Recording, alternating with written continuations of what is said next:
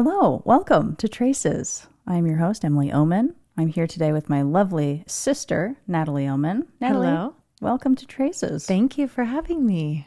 How's your day going? My day is wonderful. Excellent, Yes. excellent. We're here to talk about dreams, Okay. and I've got a quick question for you. Have you ever heard of the phrase, there are 70 faces to the Torah? No. That one hasn't come up. Okay, all right. Well, it comes from the Midrash, and it essentially means there are endless ways to interpret the Torah, first 5 books, Bible. I love that sentiment, just in general, but I also like to apply it to Dreamwork. Okay. How so, Emily? Well, I would say that dreams, okay, so you can look at the teeniest image of a dream or the entire overarching theme. You can look at it through your own eyes, through the eyes of a friend or a loved one. You can look at it through a cultural framework or a mythic lens, and through all these different perspectives, all of these different viewpoints, you're going to glean more information. But why?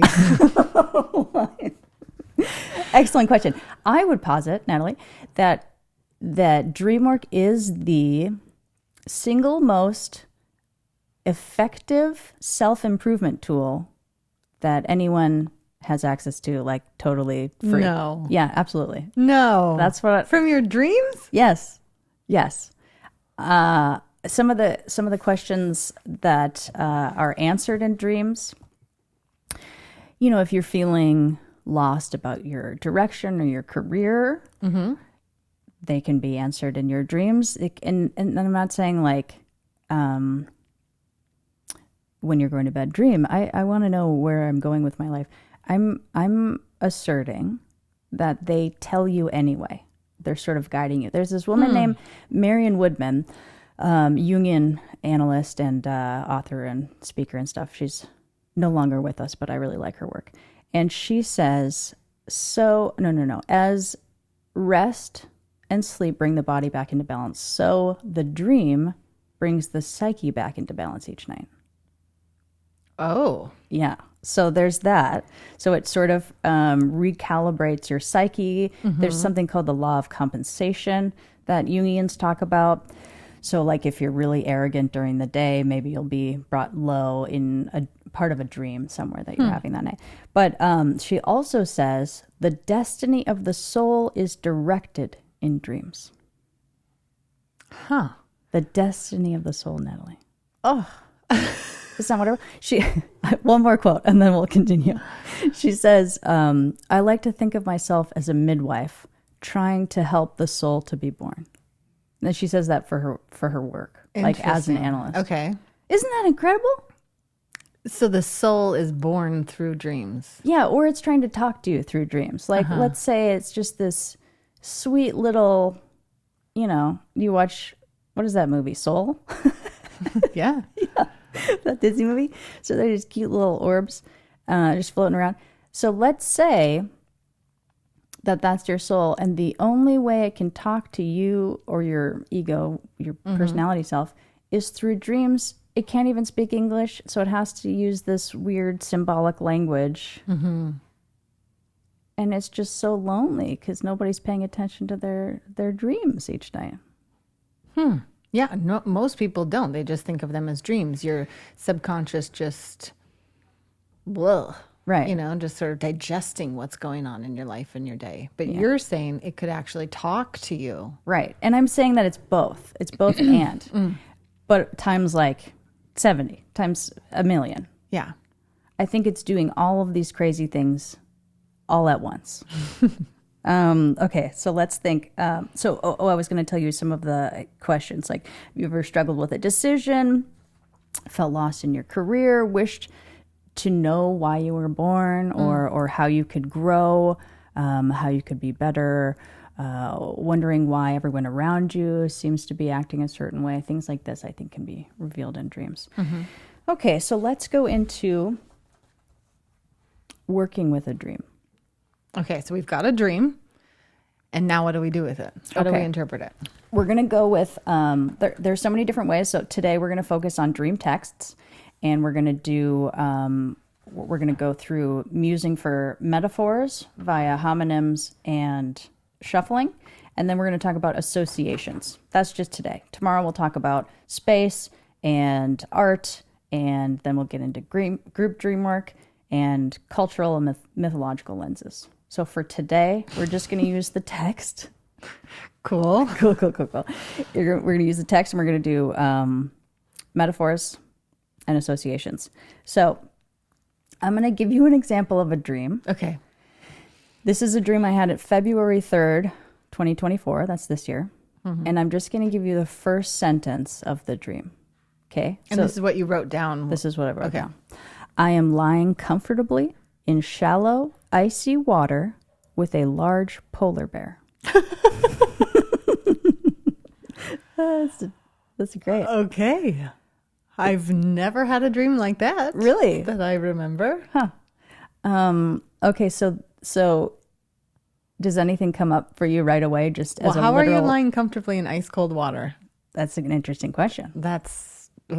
I'm already cold thinking about it. I know, right? Okay, so you're lying comfortably, and then you're next to a polar bear. Is the polar bear also in repose? Yeah. Huh.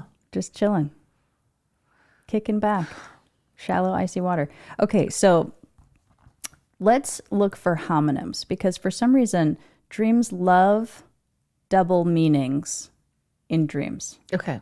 So we'll just go through the sentence and start with the first word that means two things. Okay, so I am lying. Lying is probably the first one. Oh. Deceit. Whoa. Untruthfulness. And also being horizontal. Yes. Comfortably. I think that's just one. Mm-hmm. In shallow. Oh. Shallow can be not very deep in physical depth or in intellectual or maturity. Emotional. Yes. Okay. And then we have icy. Icy can be like cold, standoffish. It can be kind of maybe mean a little bit, sort of negative connotation. Yeah. Or it can be, cold. Exactly. Burr. Okay, so then we have water, which I think is a one meaning word. With a, also one meanings. Large. Okay. And then polar. Polar is a double meaning. We have polar as in like a location. Mm-hmm. And then we also have it meaning sort of like opposite ends of a spectrum. Mm-hmm. So north and south or east and west, polar opposites. And then bear, we have it as an animal. Mm-hmm. We also have it as a verb, right? To bear something. So also like bare naked. Also bare naked. That's a good one. Okay. Yeah, good. That's great. I didn't think of that one. So raw. Raw, yeah. Laid bare. Like, totally clean or whatever. Yeah. Oh, this is great, Natalie. Look at you. Emily. Just a dream expert already. 10 minutes in. Okay, so we have those homonyms, mm-hmm. and then let's widen our view from the words to phrases, right? Mm-hmm. So icy water mm-hmm. is kind of a harmful environment for humans, mm-hmm. right? So it's also probably harmful to be next to a polar bear. He's dangerous. He's a danger for both the icy water and a polar bear. And yet, my dream ego, the I in the dream, which mm-hmm. is usually representative of habitual consciousness or the norm, is comfortable in this. Mm-hmm. Why is it comfortable? Comfortable in dangerous situations. Right. Okay. So is there a way that I felt on February 3rd that I was chill with dangerous circumstances? Yes. This is something to take in as a possible information, a grain of possible meaning. Possible meaning, yeah. Possible talking from your soul orb. your little soul orb or your unconscious, however you'd like to talk about it. Okay, so there's another, we can go with the shallow word. So is there a way that I feel comfortable being shallow? Is there a way I feel comfortable lying or being deceitful about being shallow? Is there a way that let's switch perspectives. Is the bear comfortable being deceitful? Or is the bear comfortable being icy, being standoffish? Am I the bear? I know that sounds silly to like keep going, but this is the mixing up of the beautiful contents of our dream soup or dream salad. Depends if it's like a summer season or a winter season. Do you want a salad or a soup? I guess it'd be soup. It was February. Maybe soup and salad. Soup and salad. It's a double. It's a combo. Okay, so another thing to think about with water and ice. Okay, so water is moving usually. Okay, and then if it's cold, it's stagnant. It's not moving. So ice could be something stuck in one's life. So is there a way that I'm comfortable being stuck in a part of my life? Right? And possibly a dangerous stuck. Right. Yes. Yes. And if we take the bear as a verb, am I comfortable bearing something that's dangerous or bearing something that's stuck? Right?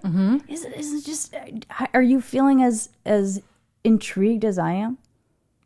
I'm a little terrified, Emily. No, I'm just kidding. Isn't this wild? And that's just musing for metaphors. That's just looking at the double meanings of words. Yeah. Okay?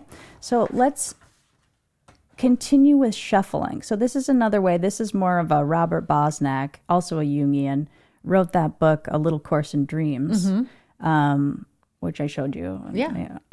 Great book. Please buy it. I think I got it on Amazon.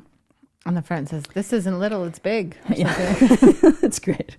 But it is a small book, and it's so easy to read, and it's like really poetic and beautiful, and just sort of takes you through his way of going through his own dreams during the day, and then we get into like how he works with the group and stuff like that. It's amazing. Okay, so one way he talks about it is shuffling. So we can find metaphors through switching the words around. Pardon me. So let's shuffle the words. The polar ice is bearing water Comfortably. Yes. Or the I don't know. Do you want to try one of these? Okay. Switch up the words. You don't have to think about a meaning yet. I shallow lie bear comfortably. Ooh, I lie bare. Oh. That could be something. I lie bare, comfortably shallow polar. Polar shallow. That's an interesting thought about them together because shallow is not very much and polar is Extreme. Thinking of anything else? I am lying comfortably in icy water with a polar bear. Okay, so comfortable bear, icy, I am polar. I am polar. Yeah. Okay. I also, there's not a ton there in shuffling that I'm seeing. Are you seeing any in shuffling? No, and I think part of it's because we're just dealing with the one sentence dream. Right. So there's not a ton to shuffle up. I mean, Bosnak takes one sentence and it's just like magically, it's like, look at, if I just rearrange these words, look at this crazy. Yeah. new meaning that is brought to it. Yeah. So it's possible. We just might not be seeing it in this particular thing. Okay, But I can see how that would be helpful in some circumstances with some dreams. Right. Just as soon as you say, oh, what if you could move these words? It would kind of lend itself. Just like when you're doing those, rearrange the letters and it's a new word kind of thing. Some of them are like, oh, obviously this is this. And then you get to some and you're like, I don't know. Yeah, like spamagram. Is that on the New York Times new games? You don't play these New York Times games? No. Natalie, what are you doing with your life? Everything else. Literally everything else. Yeah. And okay, so remember when I was talking about how the soul can't speak English? So it's using homonyms.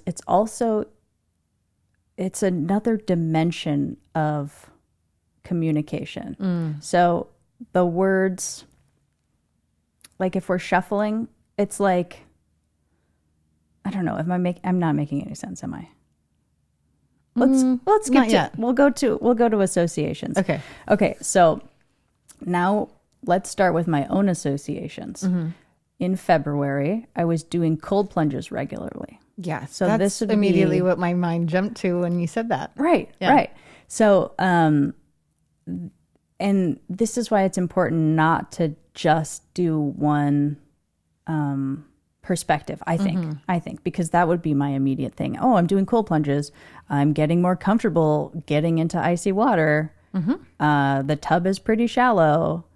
So that seems like an obvious, it doesn't mean anything because I was just doing cold plunges. But what about the bear? Who is the bear that's with me? Am I the bear? Is there something ferocious about me? Yeah. Or you're so tough now that you're doing these polar plunges that I'm the basically ice can't affect you. Yeah. Elsa. What else did I write down here for associations? Cold plunges for my wife, Sarah, they really helped her with anxiety. They made her very anxious. And then she was able to sort of conquer some of that anxiety by regularly exposing herself to that anxiousness. For me, it was rage. Cool. Yeah, great. So they made me absolutely furious. So